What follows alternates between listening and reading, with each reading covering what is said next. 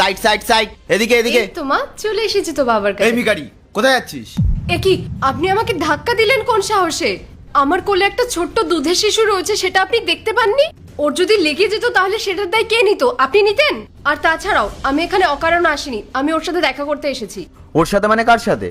আমার স্বামীর সাথে। আচ্ছা, তোর মতন একটা গরিব ভিখারির বর এইরকম অফিসে চাকরি করে? সকাল সকাল ইয়ার্কি মারার জন্য কি আমাকেই পেয়েছিস? আমি সত্যি বলছি, ও এখানেই কাজ করে। আচ্ছা, তাহলে তোর স্বামীর নাম কি শুনি? রাহুল। কি? মুখ সামলে কথা বল। রাহুল না, রাহুল স্যার বল। আর উনি এই কোম্পানির ওনার। হ্যাঁ, আর উনি তোর হাজবেন্ড কি করে হতে পারে? উনি কোটিপতি মানুষ, আর তুই নিজের চেহারাটা দেখেছিস? ভিখারি। সব থেকে বড় কথা, তুই যদি স্যার ওয়াইফই হতিস তাহলে পায়ে হেঁটে না, 4 চাকায় আসতিস। দেখুন দাদা, আমার স্বামী যদি জানতে পারে না আপনি আমাদেরকে এভাবে বাইরে দাঁড় করিয়ে রেখেছেন, তাহলে সেটা কিন্তু আপনার জন্য একদম ভালো হবে না। তাই আপনাকে ভালোভাবে বলছি, আমাদেরকে ভেতরে যেতে দিন। চল হাট এখান থেকে। একটা কথা একবার বললে বুঝিস না?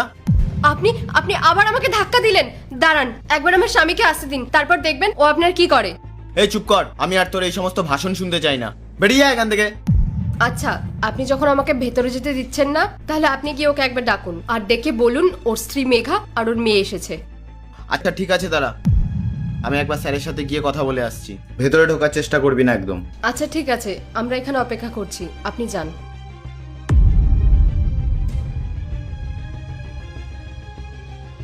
এই তো মা, বাবা এক্ষুনি চলে আসবে, আমরা বাবার সাথে দেখা করব তো।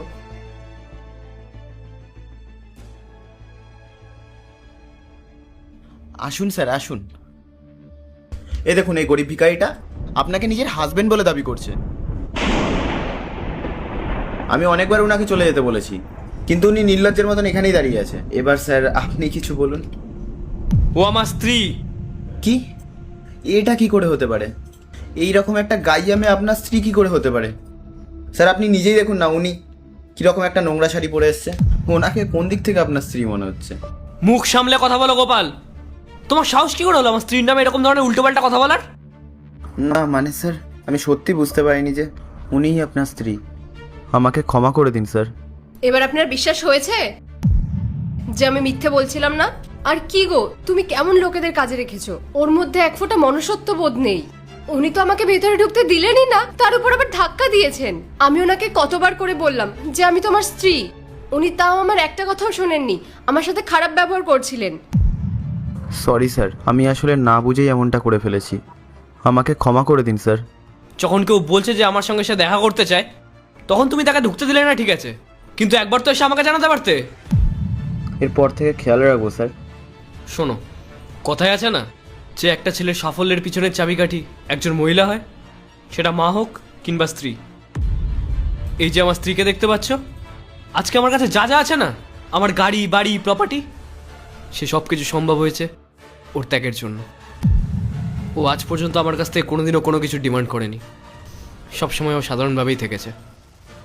আর তুমি, ও যখন তোমাকে এসে বললো যে আমার স্ত্রী, তখন তো তোমার আমাকে একবার জানানো উচিত ছিল। আর তুমি তুমি সেটা না করে আমার স্ত্রীকে ঘাড় ধাক্কা দিয়ে বার করে দিতে চেয়েছিলে। গোপাল, তুমি আজকে যে কাজটা করেছো না, সেটার জন্য আমি তোমাকে আর এই কোম্পানিতে রাখবো না। আমি তোমাকে বরখাস্ত করলাম। Get out! স্যার আমার অনেক বড় ভুল হয়ে গেছে স্যার, আমাকে প্লিজ ক্ষমা করে দিন স্যার। আমি বুঝতে পারিনি। কথা দিচ্ছি স্যার, আর কখনোই এরকম ভুল হবে না। প্লিজ স্যার, আমার চাকরিটা কেড়ে নেবেন না। রাহুল, তুমি ওনাকে এভাবে কাজ থেকে বের করো না, ওনাকে তুমি আরেকটা সুযোগ দাও। আর তাছাড়াও ওনারও তো পরিবার আছে, আর আমিও চাই না যে আমার জন্য একজনের রুজি রুটি বন্ধ হয়ে যাক। উনি তো ক্ষমা চেয়েই নিয়েছেন, ওনাকে লাস্ট সুযোগ দেওয়া উচিত। আজকে শুধুমাত্র আমার স্ত্রী বললে বলে আমি তোমাকে ক্ষমা করে দিলাম। এরপর থেকে যেন এরকম ভুল আর না হয়, বোঝা গেছে? ধন্যবাদ ম্যাম, অনেক ধন্যবাদ। আমি কথা দিচ্ছি দ্বিতীয়বার এমন ভুল আমার আর কখনো হবে না। মনে রেখো, আজকে শুধুমাত্র আমার স্ত্রীর জন্য তুমি পার পেয়ে গেলে, আর এরপর থেকে যদি আমি কারোর সাথে এরকম কোনো কিছু করতে দেখেছি না, এর ফল কিন্তু ভালো হবে না। আমি আপনাকে শেষে একটা কথাই বলবো, মানুষ যে অবস্থাতেই আসুক না কেন, যেমন পোশাক পরেই আসুক না কেন, আপনার উচিত প্রত্যেকটা মানুষকে সম্মান দিয়ে কথা বলা, কারণ প্রত্যেকটা মানুষেরই তার প্রাপ্য সম্মান পাওয়ার অধিকার আছে। ম্যাম, আমি আমার ভুলটা মন থেকে বুঝতে পেরেছি। এরপর এই শিক্ষাটা আমি চিরকাল মনে রাখবো। কই আমার বাবুটা? আসো আসো আসো, আমার সোনা মা, কি ভাল লাগছে না?